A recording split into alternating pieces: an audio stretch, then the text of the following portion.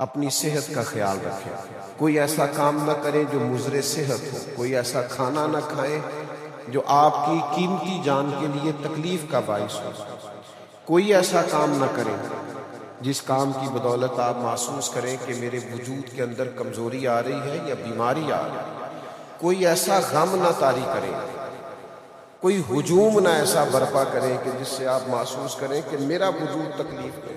کیوں کہ نبی کریم صلی اللہ تعالی علیہ وسلم نے ارشاد فرمایا کہ دو نعمتیں ایسی ہیں جن کے بارے میں بہت سارے لوگ دھوکے کا شکار ہیں، یہ صحیح بخاری میں موجود ہے۔ ایک فرمایا تمہاری صحت اور ایک تمہاری فرصت۔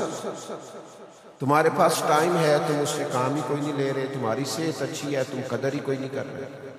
پھر ان سے مل کے دیکھنا کبھی جو بیمار ہو گئے بیچارے، جو تکلیف میں آ رہے، اس صحت کی قدر کریں، اس وجود کی قدر کریں۔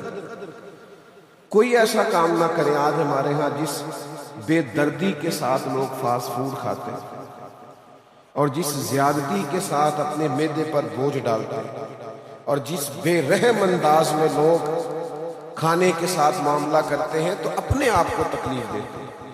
اپنے ہاتھوں اپنے آپ کو ہلاکت میں نہ ڈالیں۔ اپنی صحت کا، حفظان صحت کے اصولوں کا خیال کریں۔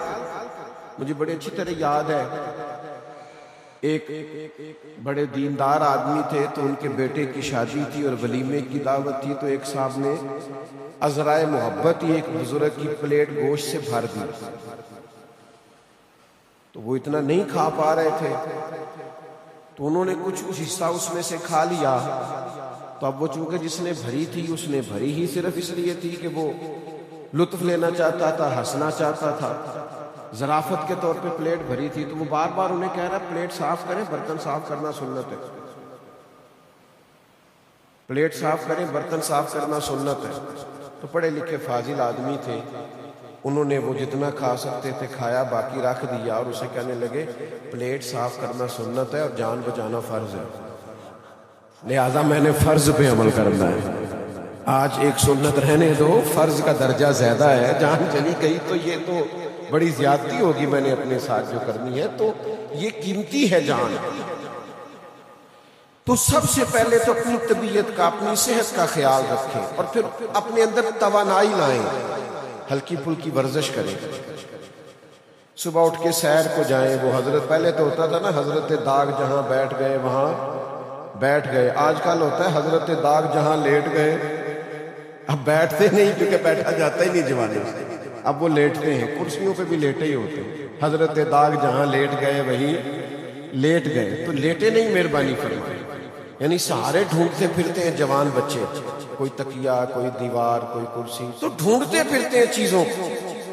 اپنی صحت کو توانا کریں، سیر کریں، کام کریں، محنت کریں، مشقت کریں، ہمت کریں، آگے بڑھیں، آپ کے وجود کے اندر طاقت ہو۔ لو سنو حدیث پاک، میرے کریم محبوب علیہ الصلوۃ والسلام فرماتے ہیں ضعیف مومن کی نسبت اللہ کی بارگاہ میں طاقتور مومن زیادہ پسندیدہ ہے۔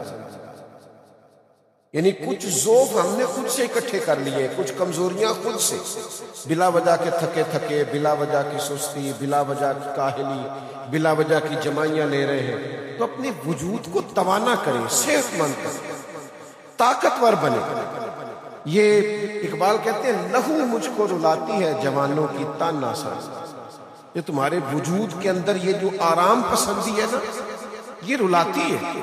محنت کریں، جد و جہد کریں، آپ محسوس کریں گے کہ آپ کی صحت ٹھیک ہے، آپ تندرست ہیں۔ میرے اسلاف فرمایا کرتے زمین کے اوپر کام، نیچے جا کے آرام، یہاں کچھ نہ کچھ کریں۔